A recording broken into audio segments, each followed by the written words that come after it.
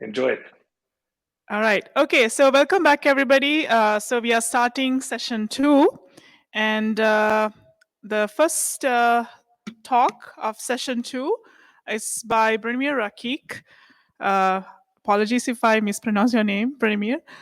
He's a founder and CTO at Trace Labs, which is really the Origin Trail co-developers. And he will be talking about AI-powered search with Origin Trail Decentralized Knowledge Graph. Over to you, Branimir. Thank you, Oshani. Hello, everyone. I see there's an infinite number of me over there. Nice, it ended. All right. Hope you guys are having fun. I'm sad I couldn't join you this year at KGC. Last year was amazing. So I hope this year is at least as good as it is this previous year. Okay, so today I'm going to be talking about something relatively new within the world of Origin Trail. Maybe you know about Origin Trail from before, maybe not. So I'll also give a brief intro about what it is. So let's get going. I'll try to be quick because we have 20 minutes, if I'm not mistaken. From the perspective of what Origin Trail is and what Origin Trail isn't, I'll try to explain in a couple of slides, and then I'll take you to this new paradigm of search we're trying to build together. So let's start. All right, so a brief intro into where we're at. We believe that there's a new revolution. I think everybody can quickly agree on that in knowledge happening literally as we speak. A couple of revolutions previously were around solving different problems, like we solved scarcity, knowledge scarcity with the printing press. Gutenberg was the guy who got us there and basically enabled replication as the answer to the problem of scarcity. Then we got a lot of knowledge, but fragmented around the world, which was tackled by connectivity with obviously telecom networks, the internet. Hey, Branimir, sorry to interrupt. Are you sharing your screen, or are you supposed to be sharing your screen? If supposed to be seeing it. We are not seeing it. So can you try, please? So yes. Okay. You should see it now, right? Yeah. Okay. So okay. Excellent. Sorry, keep going. All right. So rewinding to here, we got a couple of knowledge revolutions behind us. I'm sure everybody kind of knows about that by now. And right now, we believe that there's another revolution happening, but it's not so much about scarcity or fragmentation anymore. There's a lot of knowledge around, and a lot of us or our systems are connected. What really is the problem that we need to solve with this new revolution is the problem of trust.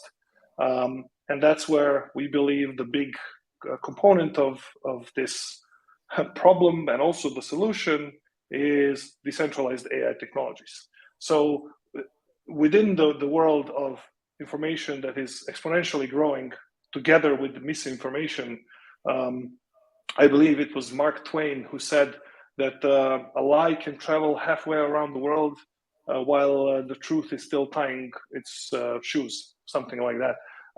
We obviously all know about the problems of misinformation, fake news. Well, just generally, people are struggling to know what they can trust. You could see that with the recent pandemic. It's a very controversial topic to talk about, something that was only a few decades ago very established knowledge that vaccines are, something helpful or not. It's a very fundamental question, and we believe the answer lies in decentralized technology, but also part of the answer is AI. Part of the problem is AI as well, because as knowledge grows exponentially with AI, we expect that we, at very soon point in time, cross a threshold where there's more AI-generated content online than human-generated content.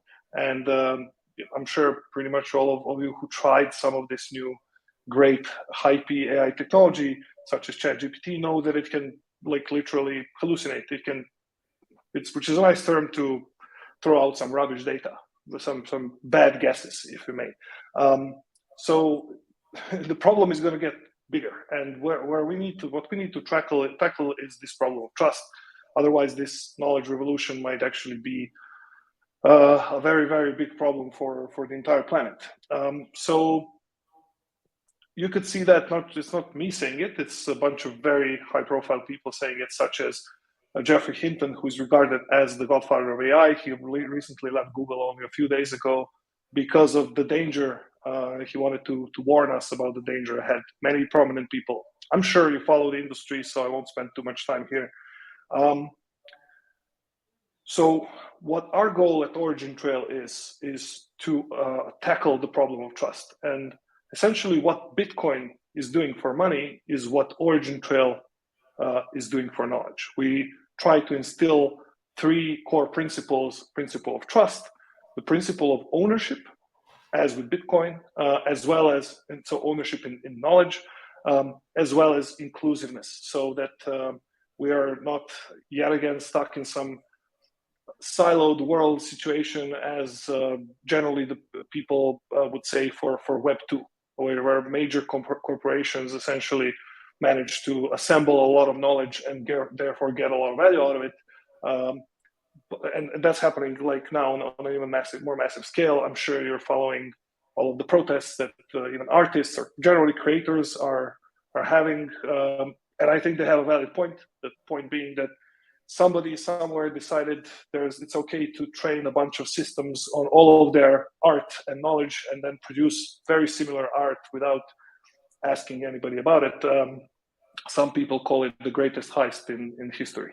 I would say I agree, and we believe that knowledge in any form, even in form of art, needs to have the way to attribute ownership to it.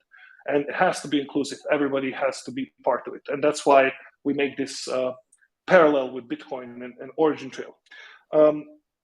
In terms of what we see as our mission is to organize something we call knowledge assets, ownable knowledge, and make it discoverable and verifiable for really to reach a sustainable global economy. And I'll explain that in the coming slides and how we really try to do this. Just as a brief note, Origin Trail is being already used to exchange knowledge, and by many global companies. I'm just showing one example, which actually covers 40% of US imports, which are secured for all of these companies: Walmart, Costco, Home Depot, Target, the ones you see on the screen, and 27 more, which are essentially all part of a major association called SCAN. What's interesting is they're all competitors, right? Yet again, they share a lot of information among each other. You can see the quote by Dan Pertel, which is the Group Innovation Director at British Standards Institution, who basically points this out. We even have people from Home Depot saying that if somebody told them 10, 20 years ago that they will be sharing any data with Walmart, they would pronounce this person crazy. But actually, it's happening today. They're doing that through Origin Trail, essentially saying that they don't compete on security. They compete in their own respective market. This is just one of the examples. There's many others. Another one, for example, being the Swiss Railway Company, tracking all kinds of knowledge about what's going on within their railway system, from trains to events to all of the suppliers who are doing either supplying materials or services or parts. They're essentially tracking that across the entire Europe.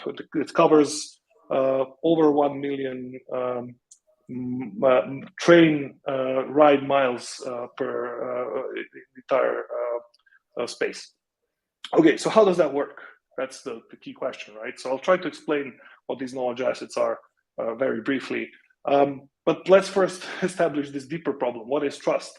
Well, trust really has two enemies. We have bad character on one side and we have bad data on the other. And with bad character, it's pretty hard to eliminate. I'd say impossible, but bad data, we can actually aim to reduce that. So that's the challenge we're trying to tackle. So Origin Trail synergizes two technologies to tackle this problem. It actually, you can observe it as a three-layer high-level structure. We have the bottom layer, which is what we call the multi-chain consensus layer, where we have actually multiple blockchains being part of this structure. Then on layer 2, we have the Origin Trail decentralized knowledge graph, which operates on top of layer 1. And then on top of that, knowledge asset applications. So essentially, what these layers bring is each one of them has its own function. the bottom layer of the blockchains is really providing this trust layer. Blockchains are really great as trust networks. If maybe you've seen my presentation last year, I talked a little bit deeper into it, but essentially the core summary is that blockchains are really good for trust. However, they're not great for data. They're not great databases, even though some people might claim so. I claim differently. Knowledge graphs are great for all kinds of data activities, not just generally data activities, but all kinds of knowledge generation and extraction. And being the Knowledge Graph conference, I should not pitch knowledge graphs to you. You guys should probably know by now what benefits of knowledge graphs are. What I'm trying to say here is that when you combine blockchains and knowledge graphs, you get some really great properties. You actually get the ability to infuse trust into the knowledge, as well as to enable trusted exchange protocols, one of which is Origin Trail, and its key primitive are knowledge assets. So what are knowledge assets? Well, basically, knowledge assets are containers for knowledge. So you can think of them kind of like this. There's a container, there's some knowledge inside, which is structured. It has some RDF information inside in some structure, embeddings, potentially some other information. It has something we call a uniform asset locator. It's actually a new type of URL designed for knowledge assets. It's a combination of a blockchain identifier or DID, decentralized identifier, and a graph identifier. So you kind of basically, you can think of them as a little bit more interesting, but smooshed two identifiers together, which form an URI, which is actually self-resolvable and verifiable. And then there's two components that you might figure out by the color coding. These pink ones sit on the blockchain. These are origin or immutability proofs, and the ownership record, which is actually implemented as an NFT. So this is one knowledge asset, and obviously the purple part, the one at the top, sits in the knowledge graph. The blockchain part of the NFT and the proofs, the Merkle proofs, sit on the blockchain, and the URL is there to connect them both, as well as the DKG index. So essentially, the decentralized knowledge graph is Origin Trail decentralized knowledge graph is a decentralized permissionless network.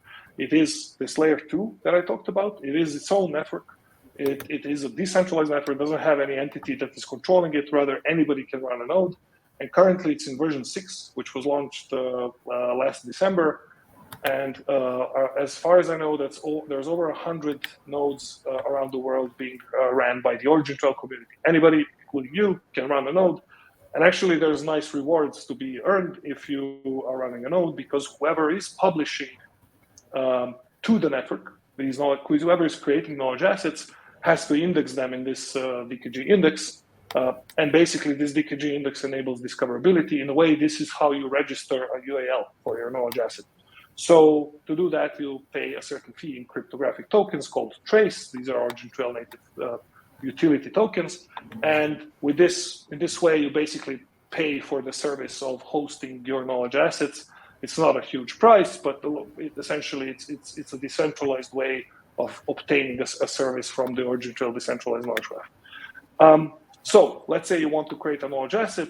How could you do it? Imagine you have an application that you're building. You can instantiate a DKG client. An example of JavaScript, you could do it like this.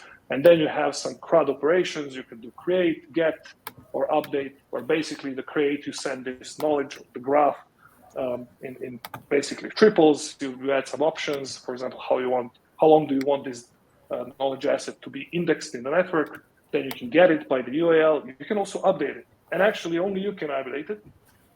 Or to be completely precise, only the person who has this ownership record, this NFT, can update it. So technically, you can also transfer ownership of this record. This is the same principle as NFT marketplaces are implemented. So this is the exact same standard. You can always also get the owner. There's a couple of other functions. For example, you can figure out who was the issuer of a certain knowledge, because all of them are signed, and essentially all of the hashes or these origin proofs are stored on chain. So each piece of knowledge that's somewhere in some knowledge asset, you can essentially always recompute these origin proofs, and you can see, aha, this is exactly the same form as it was published. And also you can see who published it because of this decentralized identity. Finally, as you see the bottom two layers, you're able to do queries and search. And this is where I'd like to take this presentation a bit further. Queries, obviously, Sparkle queries are something you can do. And right now, at this moment, if you were to run an origin trail node, you'll be able to run queries on your own node, which is able to essentially download all of the information from the entire network. In this way, you have trusted queries. You know that the queries are executing on your own machine. It's not executing somewhere else. We are, however, in the process of working on systems where these queries can be done in a distributed way. And that's an ongoing R&D problem we're trying to tackle. Same goes for search. So we're implementing new elements into the DKG in this open source way, where we want to introduce search in the best possible way to be performed across the entire DKG index. Having that said, that's part of the big part of this presentation. Just want to illustrate a bit more on this particular slide how that looks like. So you can sort of think of the origin trail decentralized knowledge graph at the center in between multiple blockchains. And it was previously deployed on Ethereum, Polygon, XDAI, or today Gnosis blockchain, actually even having its own dedicated origin trail blockchain or called origin trail parachain on Polkadot today. But the idea is that essentially we're building something blockchain agnostic. So you're able to get the knowledge assets, any type of knowledge, you're able to find them in this index, and the proofs and the ownership record can be on some blockchain. And ideally in the future, a blockchain of your choice. Maybe you prefer Ethereum over something else, or it happens to be a certain tool that you really like because of the language, or I don't know, just a big fan of the community. It's not up to us to decide which blockchain you like to use. So this is the core idea. And essentially, I talked briefly about this. These knowledge assets are ownable, so the ownership representation is encoded in the NFT. They're discoverable through the URL as well as these search algorithms. They have integrity through the proofs, privacy, because obviously you don't put any data that you don't want to on the blockchain or in the public index. You can store it in your own triple stores or any other stores. Data is obviously structured and composable because of knowledge graph properties. Finally, we like to say that it's AI grade because all of this information through the protocol also gets proliferated and indexed in an index that supports vector embeddings and knowledge embeddings. So for a visual example of the connected knowledge assets from a supply chain, you would see different assets which contain different data. They all have UALs and you can get them from different parties. This is just, for example, one of the examples which also relies on something called the GS1 standards. I won't go too deep into that since I see my time is running out. So the point there being is that we actually get into this notion of network effects, that where different organizations or people or artists use this middle layer, this network, as sort of a network effect generator, where indexing all of this knowledge in something that is common, shared, and decentralized, trusted, is where we can get all of the knowledge of the world indexed together with verifiable sources, verifiable ownership, and basically the information trail. Therefore, or information origin, information trail. You kind of get it, origin trail, right? And the network effect, obviously, Metcalfe's law, named by Professor Dr. Bob Metcalfe, who is also one of our advisors, the internet pioneer, who might be there with you today. I'm not sure. He told me he might be joining the conference. And he had something really good to say about knowledge graphs in general, that AI actually was being developed all the way throughout his career. And as you can see in the quote, it would go and up and down because it would run out of data. And this time it's not going to fail because it's going to have decentralized knowledge graphs that are going to feed it more data. Having that said, this is a short video of showing what we want to build. We want to build a chat-based search interface, which actually doesn't do generative search, rather extractive search from the graph. This means finding the records of the companies or institutions with known source, and you're able to actually find answers not generated, rather taken out from existing knowledge that was indexed in the DKG and hosted either in the DKG or somewhere outside in a different store. So how would this look like? If I know how to change this slide, and I promise I won't take too much time on this slide. this is the proposition of a trusted knowledge framework. We like to call it chat DKG, where the idea is that we go from data sources, existing data sources, either in enterprise world, Web3, anywhere. We create knowledge from data. You guys all know that it takes some effort to create knowledge out of it.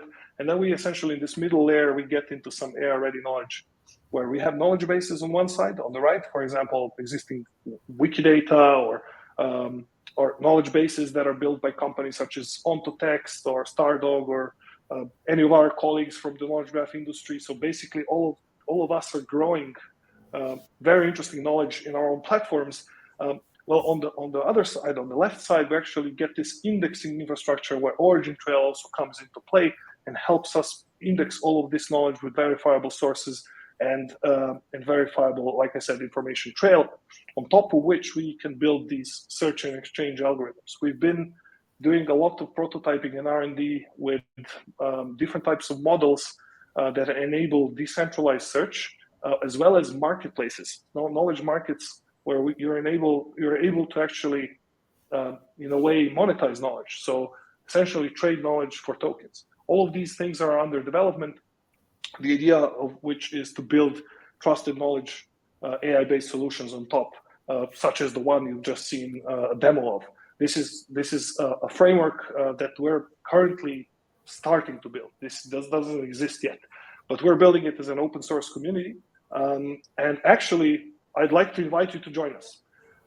We're building it together with the community of Origin Trail, with other people from the intersection of blockchain communities, knowledge graph community, and the AI community. And together with many other companies and universities, we want to make this a very open tool that we all can use and ideally reach this vision of trusted knowledge sharing together.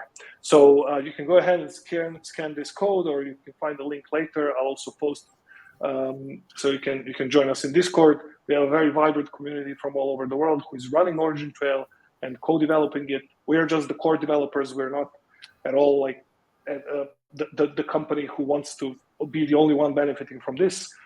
We, on the other hand, actually have a very large ecosystem of companies and organizations that are already using Origin Trail and are there to help build this future with us. So I invite you to become one of them. If you're a student, if you're just an engineer or an organization that sees yourself as somebody who would like to be part of this mission, so we can actually tackle the problem of trust in the upcoming revolution of knowledge, I'd really like to have a talk with you. And I'll finish with a quote by the famous founder of Intel, Robert Noyce: knowledge is power, but knowledge shared is power multiplied. So let's multiply our power together. And thanks, everybody, and looking forward to your questions. All right, thanks, Branimir. Let's thank Branimir. And to answer your question, Bob is in the audience. I don't know if you can zoom in on Bob. Just so hello, that, Professor. He's right there. Any questions for Branimir? We have time for maybe a couple of questions. I'll start with a question, Branimir. So, indexing a decentralized knowledge graph introduces some kind of centralization. So I don't know if there's any kind of competing goals in that sense, right? So, do you imagine that we can build a truly decentralized index so that we can power good search? I'm curious to hear your thoughts on this. It's a very good question, and it would probably require quite a bit of time to answer, but I'll try to shorten it. In a short, yes, we believe we can build a completely decentralized index. And the difference in approach is that this index, this decentralization can be done in many ways. One of the ways is to do some clever indexing approach, such as, for example, what is Origin Trail based upon right now is a DHT-like index. So essentially, in a decentralized peer-to-peer network, we have the ability to verifiably determine the location of some information or some records, be them index records or other records, and therefore you're able to actually find, for example, index entries for a certain keyword or a certain embedding This is just one of the ways. We're looking for other ways as well. But it is an ongoing area of research, and we do believe it's possible to build it in a decentralized way, especially because you're able to leverage blockchain for certain things, such as identity, such as for trusted provenance or trail of information. So therefore, sending a query to that index, it either means you sending it to some service that is hosted somewhere, or you host part of that service and actually perform queries on or part of the queries on your own environment that you trust. So that should be, let's say, a relatively short answer. But yeah, happy to talk more with anybody interested in this topic, especially through ChatDKG framework. Okay, thanks. We have a question in the room. Hi, this is Pete Rivett. The knowledge graph portion of the assets, he's trying to standardize on the ontology behind that, and how do you get consistency and trust of what the information means through applying sort of any sort of shackle or semantic consistency to those different fragments of knowledge graph? That's another really good question. Thank you for that. So I'll give two components to the answer, and I commonly get this question. In terms of building an open, decentralized network for knowledge sharing, we as an organization or an ecosystem try not to impose any from like choice of blockchain to choice of ontology, or rather tools being used. You can rather see Origin Trail as a middleware for exchanging knowledge, and the ontologies sitting outside. So the ability to create knowledge assets which refer to proper ontologies and proper knowledge assets is something that we let the knowledge asset creators decide. Therefore, it's not a unified ontology. It's not a knowledge graph that has a certain topic. It's more of a network of knowledge graphs. So, for example, you could query the index and find that there's certain information in, let's say, OntoText platform. And when you find the OntoText platform, you might also find, they have this certain ontology, therefore that's what I can query here. So it's not part of the protocol per se. The protocol determines the origin, the trail, right, and all of these properties of data exchange at a kind of a lower level, where the ontology sits on the higher level outside of the protocol. Does that make sense? Yes, but maybe you do want the ontology itself to be trusted and a knowledge asset in its own right on the chain. Absolutely. Another good point. So you can create knowledge assets that are actually ontologies. And this is one part of the ChatDKG effort is actually we have the Web3 community wanting to build their own ontology for Web3 terms. And as Web3 community, the idea is to build this together collaboratively and then actually own this ontology on the DKG together so that they can vote changes in the ontology. It's a very interesting concept. We're still at the beginning of it, but we're looking forward to seeing it. All right, Branimir, I saw a question on the Slack, not the Slack, sorry, the chat. The question was, where is the data stored? So maybe you can answer that question as well. For sure. So the data itself is stored wherever the knowledge asset creator says it should be stored. So for example, you can publish the entire knowledge asset, all of these triples, you can publish in the Origin Trail DKG, and they can be in the public DKG network. I'll try to run back quickly. This layer, that's a lot of slides, I apologize. This layer here, so in the middle. You can consider this is a decentralized network of its own, and let's say you don't have a knowledge base or a triple store or some sort of platform where you host your own data, you can put it there. You can also just put an entry that refers a URL to where your knowledge actually is.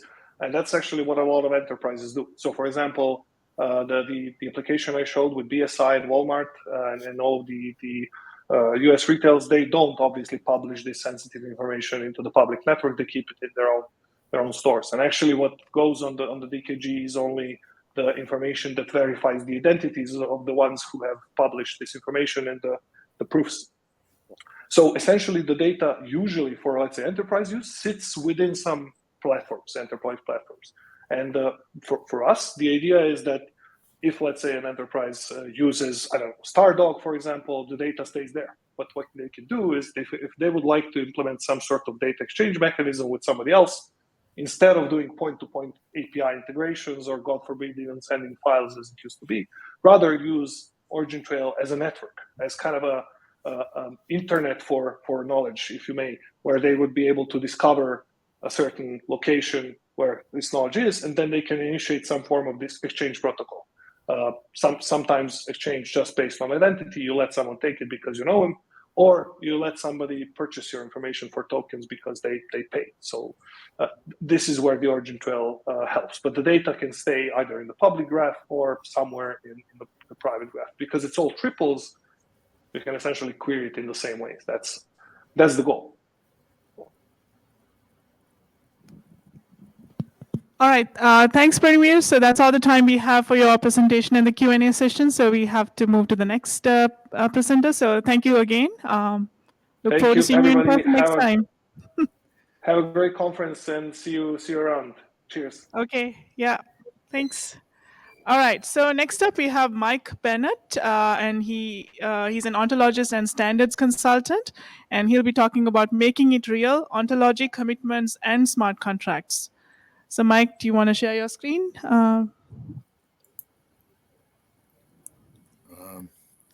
Yep, sorry, I just sharing it now. Okay, great. As soon as I shared it, I couldn't see the thing to share it with. Sorry, as soon as I got into present mode. There we go. It's gonna ring for a moment while it. Oh goodness me. Let's try entire screen. Sorry, they keep adding more options each time. I do apologize. Okay, be seeing this. Alrighty, I assume that's all there. We still don't see your screen. Oh. Do you see it? Okay. Yeah. Yeah. You're not seeing my screen? Okay, I have to get out of presenter mode again to see why you're not seeing my screen. Share screen again. Entire screen again. Share again.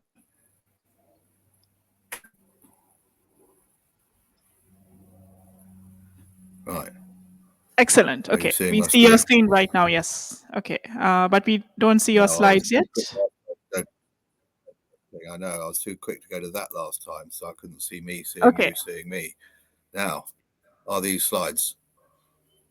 Yes, we see your slides and we see you as well. Thank you, and hear you as well.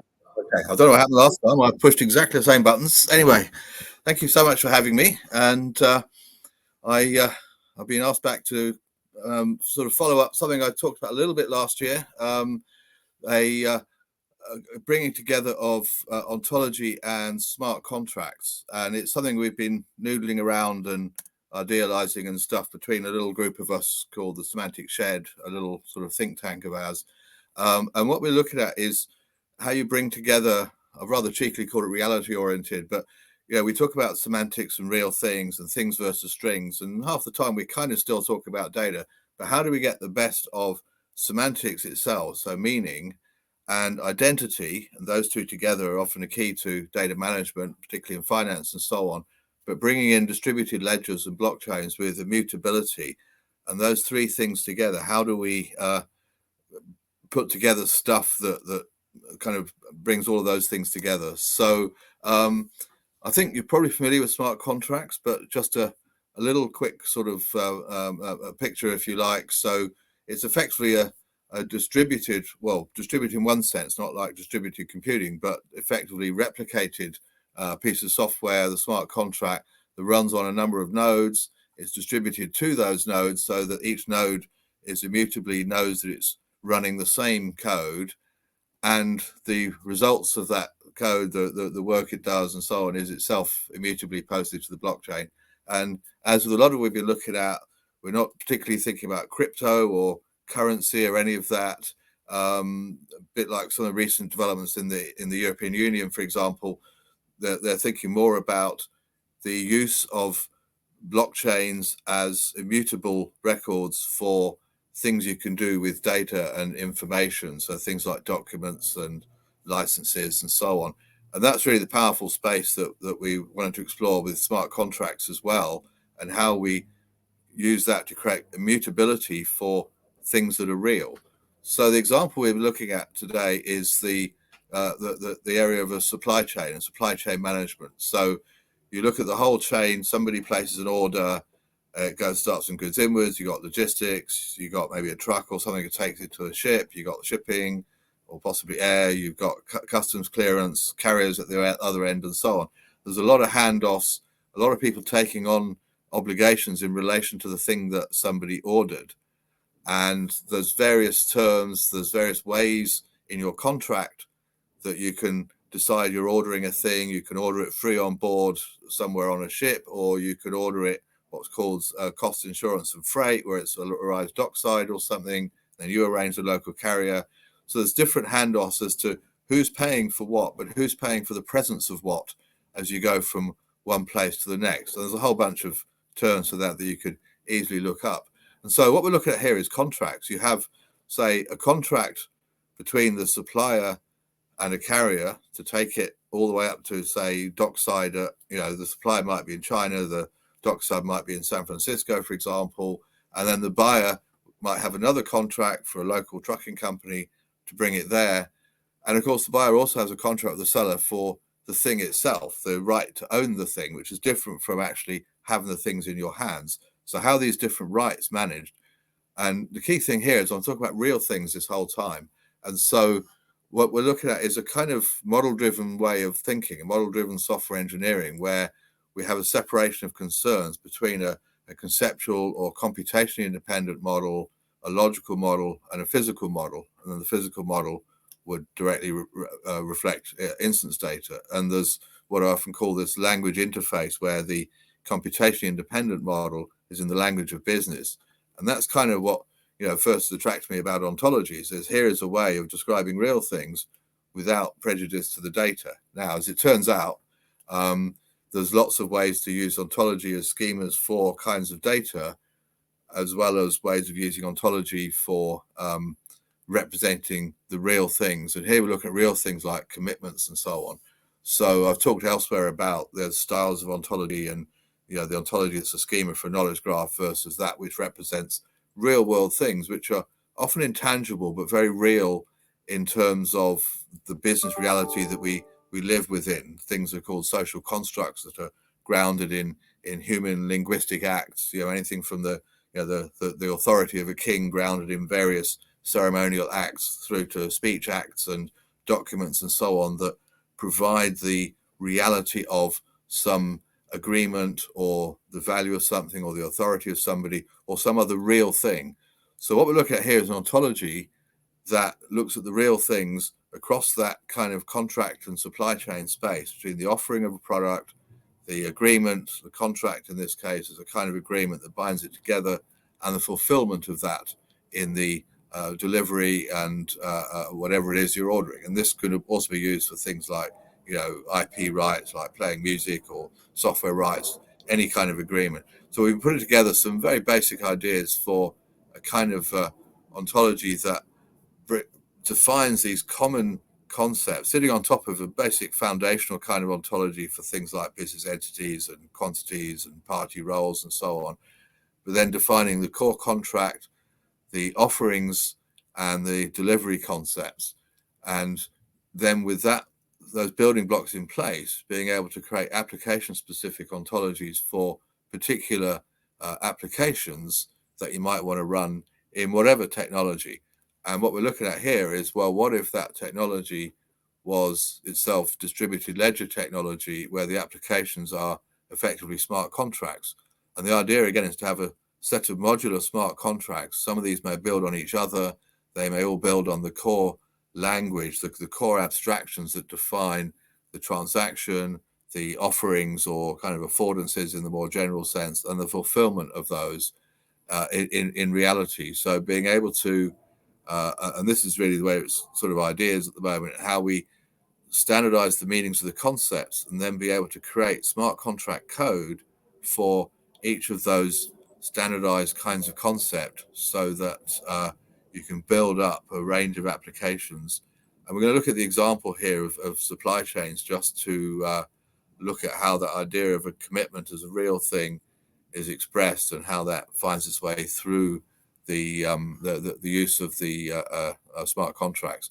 So that's the idea: is you transform and derive applications. And as with any model-driven engineering, the first thing, by deriving a logical model or an application or whatever it is from a computationally independent model, such as an ontology of real things like commitments and contracts and affordances and so on, is that the application doesn't need to carry that conceptual stuff around. You've dealt with that in your ontology at the level of concepts. So then in the application, we extract and derive what is needed to deal with those real world concepts in this modular set of applications. So that's a broad idea that we're looking at. So I'm going to run fairly quickly through each of the parts of the ontology to show you how it all basically is meant to hang together. So at the core, we're building on a thing called REA, this resource events agents ontology for transactions. We're extending and building it beyond that for contracts in general. And then we have the offerings, which involves conditional commitments, and the fulfillment side of that. So let's start with the agreement stuff in the middle. So this is the existing REA ontology. This is in UML, as you can see. This is a standard 15944 part 4 quite some time ago. There's a lot more to REA than just the bit that's here. This is our starting point, and we've been working quite closely with Bill McCarthy and the folks who look after the REA stuff to see how we can adapt and extend this so that it doesn't only cover the kinds of transactions that involve reciprocal economic events, but any kind of contract. And the basic idea of it is you have this reciprocity between commitments on the one hand, and you also have a duality between the events that follow from those commitments. And there's a whole lot of literature around that from the REA world. And what we're doing here is kind of building on REA. We haven't quite finalized yet, so nothing I'm saying should be a representative of REA itself, but we're exploring how we take that idea of the reciprocity of commitments being exchanged and take it beyond REA and transactions into any kind of agreement, any context in which you have some exchange of economic resources. That exchange involves the two events in which two commitments are fulfilled, and it's embodied in some agreement, and you have the parties to that and so on. Very simple stuff, just sort of looking at the core of it. Now, as with any kind of model, you've got your structural and your behavioral side, so things that simply are and things that happen. And here with these core REA concepts we want to extend, the structural is things like commitments and agents and economic resources and so on. And then the behavioral is the events and actions. And as I say, we're working on going with that. And also we use some of it as a basis for some of the concepts in FIBO, the financial industry business ontology. FIBO has evolved beyond that since then. And we're looking at how to align some of these concepts to get a nice simple ontology for anything, any kind of a contract. So on the structural side, I mentioned that REA involves the exchange of economic resources. Those can be goods or services. They can also be intellectual property. They can be cash. And services, by the way, can be framed in a whole bunch of different ways. We're not going to go into that today, but you think about, you've got facilities, i.e. the presence of something, a desired end state, time and materials, and so on. All of those are things which can be offered by an offering. And this economic resource is what we call a relative thing. It's something which takes the form of, or plays a role, and the thing that plays a role can be anything at all. So that's the structural side. On the behavioral side, what is a commitment? Commitment is always defined in relation to some kind of act or action or activity. So a commitment is a commitment to act. Its definition comes from that basic thing. And now there's a lot more to what does it mean to commit to versus predict or anticipate or whatever. That's all built in the foundational stuff. I won't bother you with that. But commitments have an obligor, somebody who makes that commitment. And if it's a bilateral commitment, it's a commitment made to somebody, then there's a beneficiary to that. And the act that it's a commitment to, similarly, you can think about the act in terms of an agent and an undergoer, the person who does the act and the person the act is done to or for, in the case of a bilateral act. And of course, you have unilateral as well if there is no beneficiary or undergoer. So for the different kinds of commitment, they're defined in a taxonomy of kinds of commitment that specialize based on the specialization of the kinds of act. So you can have a productive act, the act of producing something, which would include a delivery act, which is bilateral. And so, note we're using multiple inheritance as usual. And so overall, the range of kinds of act that you can commit to is all you need to define. And you want a kind of heritability of that, in a sense, the sense of, what features of that act are relevant to that commitment. We don't actually build the heritability in, but we just have this object property as commitment to. So your taxonomy of kinds of commitments based on these kinds of act. Now, based on that, you can take the idea of a conditional commitment, which is a kind of commitment based on the other party doing something, and turn that into the notion of an offering. And there's various kinds of offerings. So you got an invitation to treat, tenders, negotiations, and a lot that can be explored with smart contracts around offerings at large. So in a simple retail, you pay and somebody delivers, and you hopefully what you've produced is reasonably similar in shape to what somebody's after, and so they pay for the thing, you deliver it. In the tenders, you've got various requests for tender, people deliver that. You've got product and service, you have negotiation, then you pay, then they deliver. So in each of these scenarios, that's the simple scenarios. When we get to something a little more complex, you want to be able to standardize what a vendor can produce, and perhaps have vendors standardize with each other different kinds of commitments they can make to each other to make a compound commitment overall, which would include not only the goods or the services, but the deliveries themselves. So using that jigsaw view, we bring together the first contract for supplying up to the dockside there, and then the second contract for delivering it, and the overall contract would include actually exchanging the title of the thing and so on. So you can put the whole supply chain of subcontractors and subcontractors into this same kind of negotiation view. You can have upstream suppliers, you can have insurance suppliers, all sorts of things that all connect together with standardized concepts to interface them. And it's all based on this idea of a conditional commitment. But a condition can be anything. It could be time. After this time, this must happen, or it could be another commitment, or it could be another action or whatever. So the commitment is a commitment to action, and the condition, and you could bundle that, or you could have it as an individual. So commitment is also bundled typically, so that when you order something, each of the commitments you make all come at the same time. So now you can talk about an offering where you've got a kind of conditional commitment, a commitment at large where you're offering something out there that anybody can order. That becomes a contractual commitment when the condition is met. And what you're committing to is some offering. So very simply, the conditional commitment is a commitment to an action. The condition it's conditional on is the reverse action, which could be, for example, paying money. So if I pay you money, you will deliver me this physical thing, or you'll give me this other money if we're doing some kind of financial transaction, or I will give you these rights, or I will make available something. That's your type of services kind of thing. Again, making some like dial tone or something available. So whatever kind of thing I can commit to delivering, if you commit to paying me, gives me that offering for what some product could be. And in the case of logistics, the offering would be the physical thing, title, collection availability. Each of those different things go together when I want to order a thing. And on the other side, I'm offering you money. And then when that becomes a firm contract, it's no longer conditional, then it becomes a commitment on both sides to deliver the thing. So then what happens when it's fulfilled? How do we think about fulfillment? So I want to ideate a kind of a basic UI type of idea where, what if we could see, again, this is the business reality, what if we could see the state of each commitment? So I make a commitment up front to pay something. I'll pay you some now, and I'll pay you some when it arrives.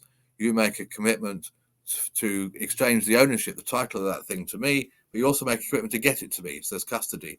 And then to get it to me, you might have another subcontractor where you pay them and they commit to bringing that custody to you. And so they might themselves have other subcontractors. All those different components in the supply chain are all commitments made bilaterally between parties, but then connected together like that jigsaw kind of thing. What we want to be able to do is see the state of each of these commitments. Well, I've paid you. How far along is it? Oh, it's arrived there. Okay, so that first carrier has delivered it. So for the original seller, they're halfway, just under halfway through making that commitment. Now it's gone to that carrier. They've got it that far. And now they've got it all the way there. Oh, but you haven't paid them. This is overdue. But this commitment here, I've now delivered you title and custody. Where's the money? Okay, and then you pay me. And by the way, these people down there have paid their supplier as well, but that doesn't bother you. So being able to understand the state of this, again, the real thing that's a commitment in terms of the things, the rights or the availability, the kinds of things they are. So that's about having the status of each contractual commitment. Is it open? Is it due, settled, overdue, fulfilled, etc.? So a commitment is a continuous thing. Once it starts to exist, it continues to exist until it's discharged, typically by delivery or settlement, alternatively sometimes by bankruptcy, but until then the thing stays open. So there's a kind of a temporal kind of status thing there. The thing has different statuses over time. So then if we pull all that together, we have those core concepts for the affordances, the contract and the commitment itself, and we have smart contract code that runs all of that on a distributed ledger.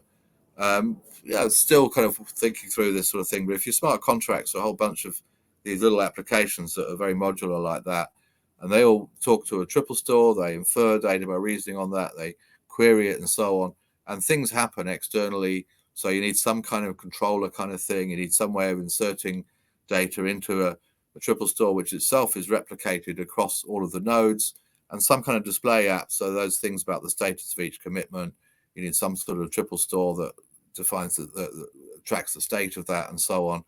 And then the whole thing probably needs to subscribe to different oracles and get messages from one or another oracle, which themselves, of course, on the blockchain or possibly other graph type of distributed ledgers like IOTA or Hyperledger or any of those. And so that's kind of what we're thinking about loosely in terms of the architecture. There's a few other interesting areas to explore. There's some distributed ledger environments support the idea of messages, so linked messages or streams of messages where you can use kind of Merkle trees and things to kind of connect messages to other messages to keep the context of them. And you could use that to track the state of these different agreements as they go through the path. So with a smart contract, there's certain design requirements. Of course, they're not distributed. We call it distributed technology, but they're not like edge computing where you distribute parts of the application to different nodes. Rather, they're all replicated, so every node runs the same code. They're very stateful, so in each step in the life of a contract, each node must be running that contract in the same state, which is quite easy for an atomic buy and sell. But if you have more complex things like supply chain and logistics and so on, you've got a lot of interesting stuff to do to keep that in line. And of course, the data itself, there's the triple store data we looked at. You could hash that, so it always has to be bitwise identical on each machine, which, by the way, limits the kind of data types you can use. When I talk about ontology types and styles and how you have ontologies for data and you have a particular limited subset of data types for OWL, well, it's kind of limited even further when you have to have something that you can put a hash on the blockchain and it's always the same. You can't have float or certain other data types. And so that gives you certain limits in order to support statefulness. So you have to use, integers rather than floating point. And you all know more about this stuff than I do from the technology programming side, but that kind of makes some interesting non-functional requirements for how you design your smart contract. So we have a computationally independent model, a conceptual ontology, which defines things that are grounded in law, not in data. This is real things that are commitments, agreed conditions for conditional commitments, the statefulness of the delivery state of each thing, all defined in a concept ontology that defines the real things. Then to realize the design for that, we have to bring in those non-functional requirements like the typing restrictions and so on to accommodate the statefulness of smart contracts. So that gives you kind of like a logical design. It can still be not specific to a particular smart contract language or ecosystem like Ethereum or whatever, but your non-functional, so your logical design there, and then define your smart contracts code in whatever specific blockchain you're doing it on. And ideally, you should be able to auto-generate that. So your real design thinking is going in at this middle logical design level, making reference to the reality as we defined it in the ontology.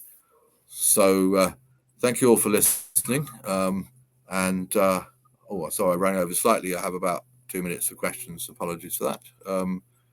So, yeah, any questions? All right. Thanks, Mike, for the great talk. Let's thank our speaker. I already see a question. Yeah. Thanks, Mike. That was an incredibly detailed presentation. I'm definitely going to be studying that one. At the risk of being dramatic, I have like a civilizational, perhaps existential question with this. So, in civilizations that embrace contract law, property rights, what you're talking about seems like the logical conclusion of what that state would want to achieve. But there's other parts of the world. You could call it corrupt. You could charitably say a relationships-based business environment.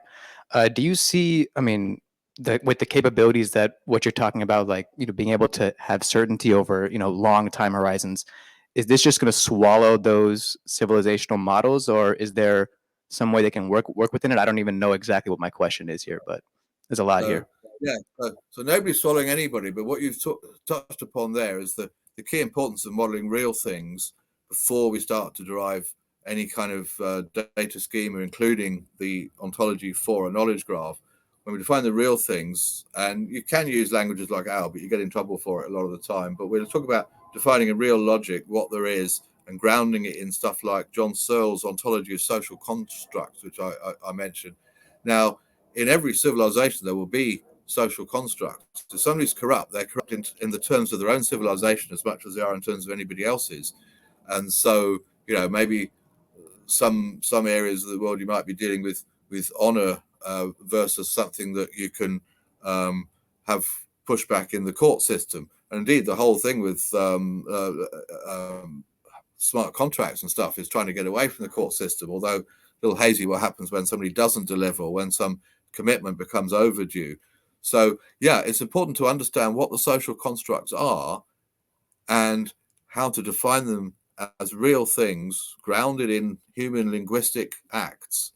If you can't find the linguistic acts, then yes, somebody is corrupt and pulling a fast one. But if you can model it right, no reason why you can't then produce smart contracts to track all of that stuff, hopefully.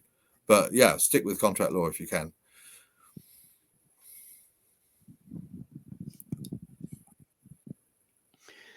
Hi, Mike. When you're doing the modeling of economic resource, how at the model level do you distinguish between a very specific resource? For example, you're selling the Mona Lisa, which is a unique thing, as opposed to selling a car, where the offering is not a specific instance; it's a general class of instances.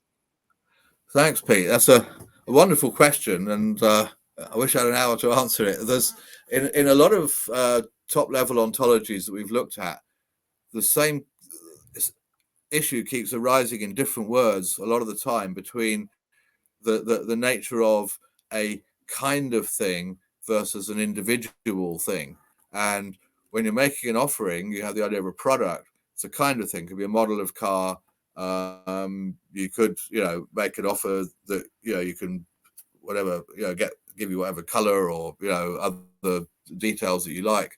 But then the individual thing, well, a commitment at large wouldn't often, I suppose it could be, because this is where you divide your world of goods between bespoke and off the shelf. If I'm doing a bespoke system, it's an individual system. If I'm making an offering at large for a car, I'm not going to offer a specific car in that commitment. I'm going to offer a kind of car, and you're going to find one that hopefully matches that. If it doesn't, you've got a problem and you can bring it back. The other thing to think about in there is you've also got, in terms of what you're offering, you've got title and you've got possession, and ownership itself. That title involves a certain number of rights. So it can all be broken down in terms of what are the rights that you're offering, and you can offer any kind of rights at all. But yeah, it gets interesting when what you offer is a kind of thing, and what you get is an exemplar of that kind of thing. And yeah, some top level ontologies make a nice distinction between those. Take a look at UFO, for example, does some good work on that. I hope that half answers the question, Pete. Well, offering at large could still be a specific thing, like you're offering the Mona Lisa or a specific item you own on eBay or some sort of auction site. That's a very specific thing. Exactly. Yes. So we need to be able to use our ontology to say when we're offering a specific thing, which would more often be a bespoke product. Like if I'm making a fire alarm system, it would be for a particular factory with particular rooms, and I would be offering you that bespoke. And then we'd have that negotiation type of offering that we saw, where we have a specification that sits at the center of that defines the bespoke thing. So yeah, a lot to unpack there in the upper ontology. All right, thanks, Mike. That's all the time we have for questions. So let's thank Mike again. All right, so next up we have our last speaker for the session. Can you put up the... Yeah, okay.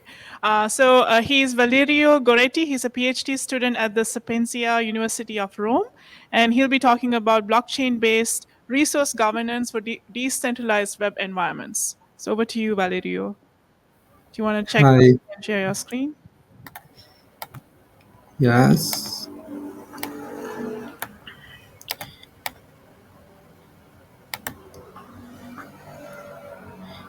Can you see my presentation? Yes. Go ahead. Okay.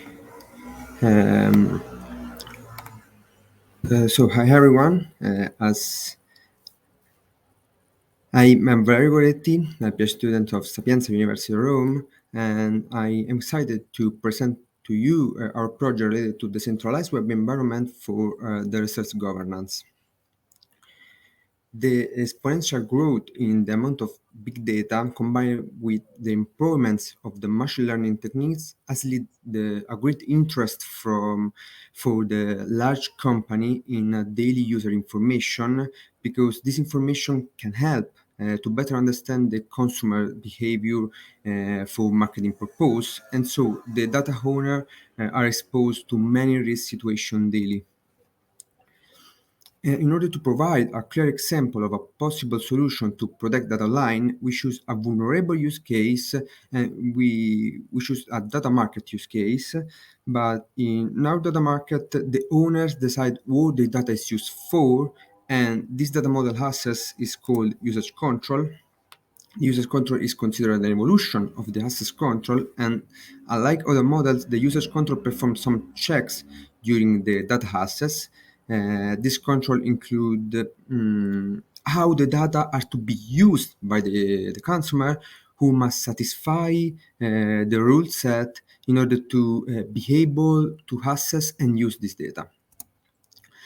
To give a simple example of the possible rule that the data owner can set, for example, the data owner can set a maximum number of usage for a research, or a data owner can use an expiration date, or may restrict the use of the data to a particular geographical area, or the data owner can limit the use of the data according to a purpose of use. So in order to explore the use case more in detail, let's look at a real-life example of this possible scenario. We have Alice, that is a research biologist in the area of marine science, and we have Bob, is a diver with a passion for the photography. Bob decided to provide his photo by joining and uploading them in our data market that is called Decentralized Trading. And so Bob is registered and can log in and upload his data. During his last immersion, Bobs collects several photos from the Mesoplodon, that is a recently discovered waste species. And so this photo can be so useful for Alice, and he wants to establish some rule regarding the use of this image, and so set the rule that we see in the previous slide. So, as I said, this Bob can be so useful, and Alice decided to join to the central trading, and so registered and log in, and now can make a request for receive a copy of this photo in order to use for her research. And so finally, Alice received the resource and all the usage rule that she must follow in order to use it. Now let's look more in technical detail the architecture of our framework that we call RegOv that enable what we have seen now, the scenario. This slide depicts a high level of the architecture diagram of our framework. We have two main parts, the nodes that are characterized by a data provision, data consumption, and governance interface components. And we have the governance ecosystem that are responsible for the indexing of web research, connecting node, research discovery, and to perform some monitoring of the usage rule. Let's focus first of all on the node. Node is a combination of hardware and software technology that running on a user device. And let's look more in detail all the components of the node.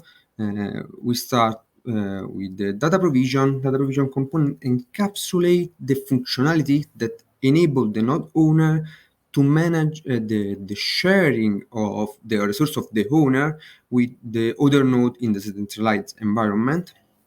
If we refer to the use case, let's talk about the Bob's part, and more in particular when Bob's want to upload his photo, the user or Bob can interact with the store manager to manually upload the data to the research storage.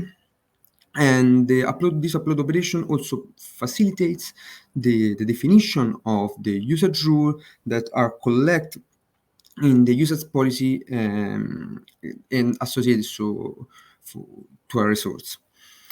Additionally, when a new resource is uploaded into the storage manager, this component also forward a sort of copy of this usage rule and some reference about the resource to the governance ecosystem.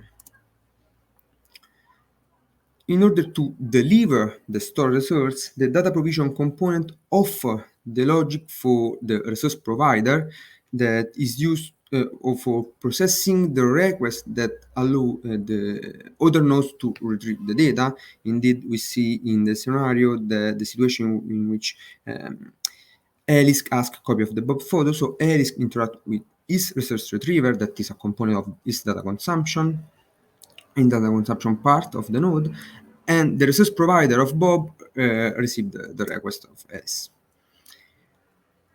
The last functionality of the data provision is that when the data are sent by one or more node, Bobs can plan some session for monitor the utilization of its resource through the monitoring scheduler. So this component periodically forwards monitoring requests to the governance ecosystem. The data consumption component indeed provides some functionality that enable the node to retrieve the user and use the data. The data consumption is based on hardware and software techniques and is composed by an isolated environment.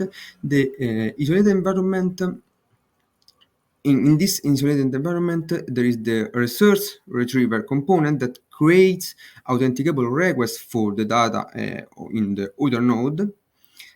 And once the resources are retrieved alongside the related usage policy, they are controlled by the data manager that stores them in an isolated environment.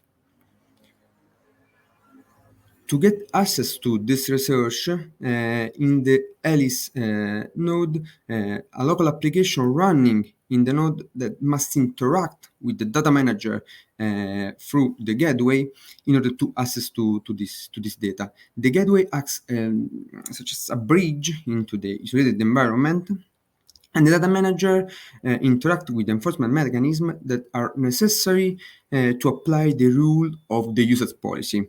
During the research control, the data manager collaborates with the enforcement mechanism for enabling the enforcement of the rules set by Bob.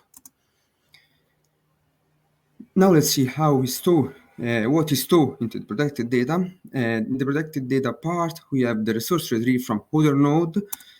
We have the usage policy related to the resource retrieved, and every operation performed on this protected resource is written by the data manager in a usage log file, and this usage log file will be used for the monitoring procedures.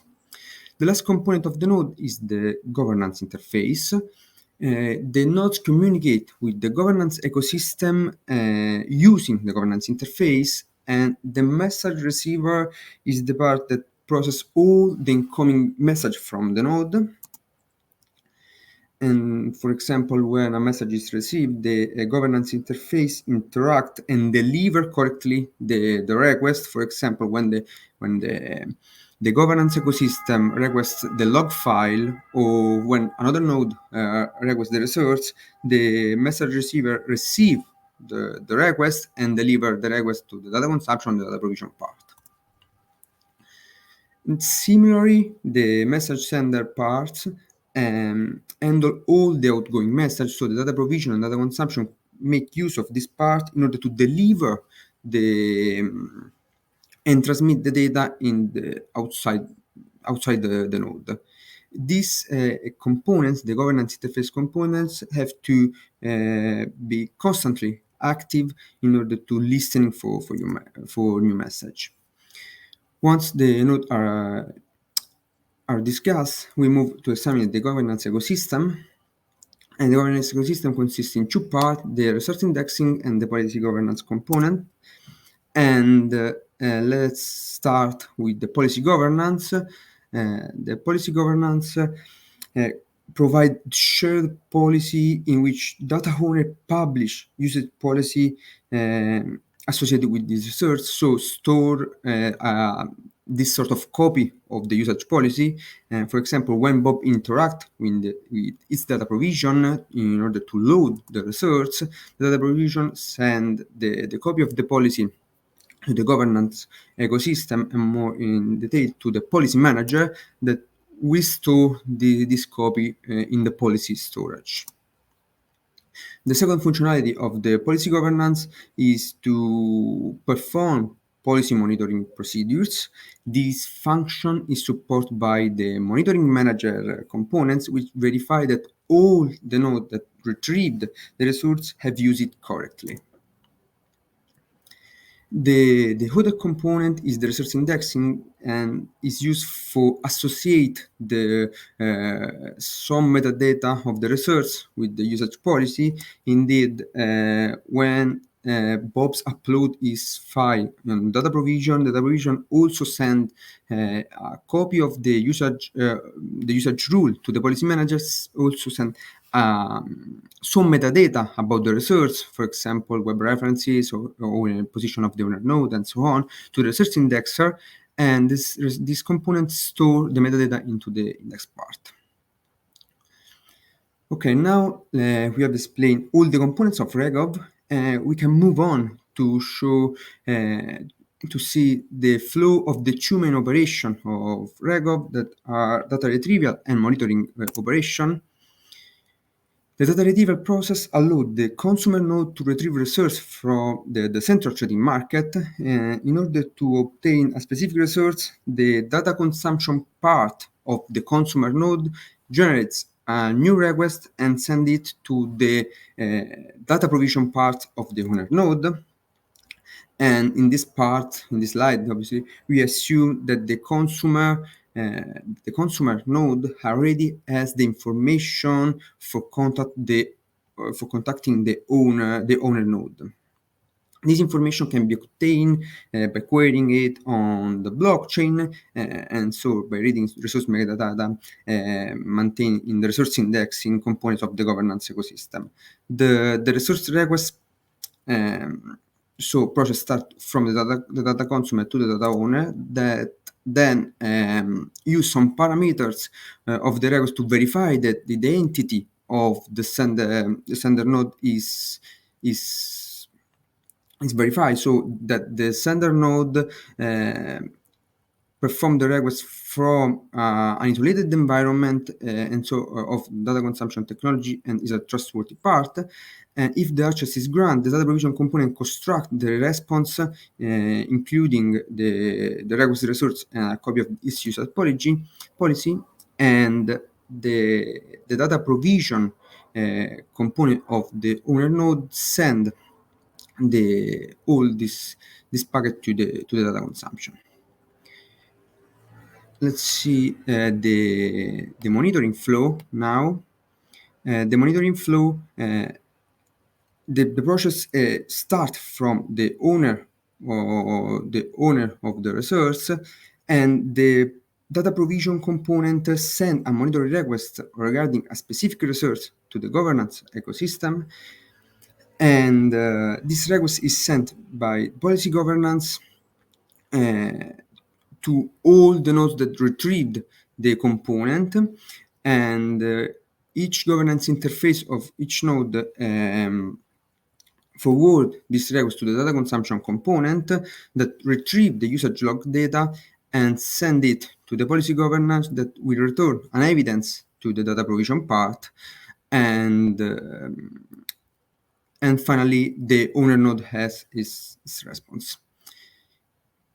By scanning this QR code, you can find the implementation of Regov, and for the implementation, for the development of the data consumption, we use Intel SGX, which enable the development of trusted application using the C programming language.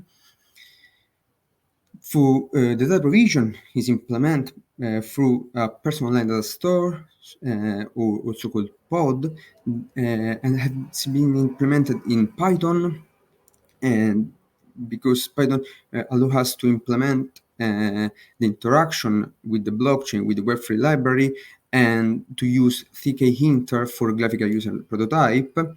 And as I spoiler before, the governance system was developed with a blockchain based on Ethereum virtual machine.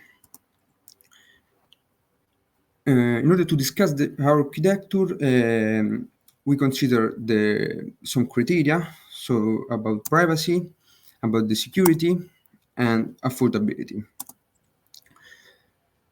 Privacy is a critical point for a decentralized web environment that seeks to protect data online.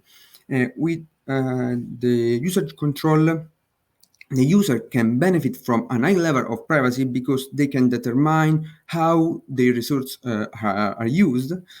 But at the same time, one of the most critical confidentiality aspect of a solution is that the metadata stored on the blockchain, on the public blockchain, are public because are stored into the smart contract. One of the possible solutions may also be necessary to do is to encrypt the data stored into the blockchain so that only the authorized part can read it, and so only who has the access to the decryption key and can read this metadata. And in the state of the art, there is some solution about this. And after the results are retrieved, the confidentiality and the privacy is regulated into the consumer node, thanks to the Intel SGX that allow us to enforce the policy rules. Indeed, in our implementation, we use the protected file system library of Intel SGX that create an isolated part that allow us to store encrypted file. in an isolated part, in a part isolated from the operating system. Moving on to the security, our implementation preserve the security of the data through the personalized data store component, so the data provision component, which perform the authentication and risk assessment in order to prevent unauthorized access to the sensitive information of the research. And the combination of smart contract, trusted execution environment, and the authentication by the trusted execution environment, so the remote attestation, ensure the security and the verification of the data consumption that make the request. The IntelliGX trusted execution environment provide a separate ecosystem for running a trusted application that manage the research usage. And so we use the security guarantee from this technology to control and create a protected environment in which the enforcement of usage policy is ensured into the consumer node. Let's move on affordability. Let's consider the cost of a smart contract called data indexing is our more expensive in terms of the deployment. We consider the deployment of this smart contract. We have deployed this smart contract on several Ethereum virtual machine-based platforms. The difference between them from gas price and exchange rate. This platform are Ethereum, Avalanche, Polygon in order. And it's easy to see that the deployment costs vary significantly. Indeed, Ethereum has a deployment cost of 187 euro, Avalanche more or less about 2 euro, and Polygon 65 cents. We would like to extend this work by extending the usage rule syntax for make usage policy more expressive. And then we would like to study an incentive mechanism for motivate the user to use the platform and upload his data on the data market.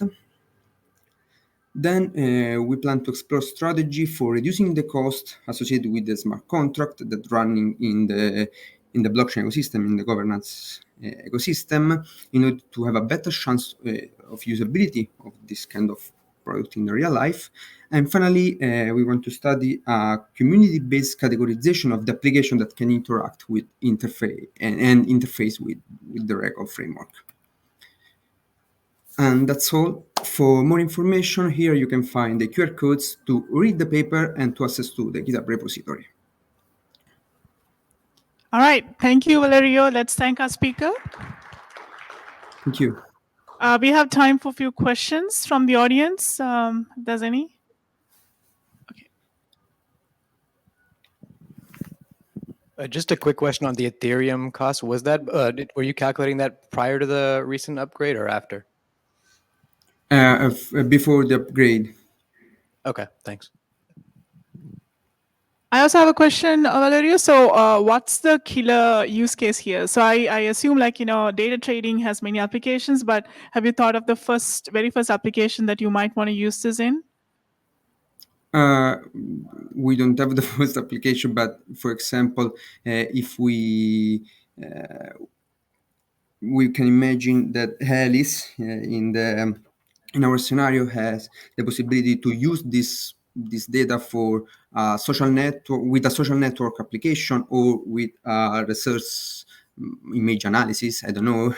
If Bob set the usage rule or the purpose of usage rule that Alice can use this data only for the research purpose, Alice can't access with the social network, but can access with the research analysis software.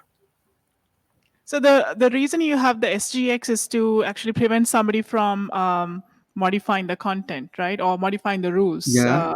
Modify content. I wonder something like licensing, software licensing, or copyrighted material. Is that if that's a good use case to consider in this using this technology? Yes, can be interesting. Yeah, and we use we use the Intel SGX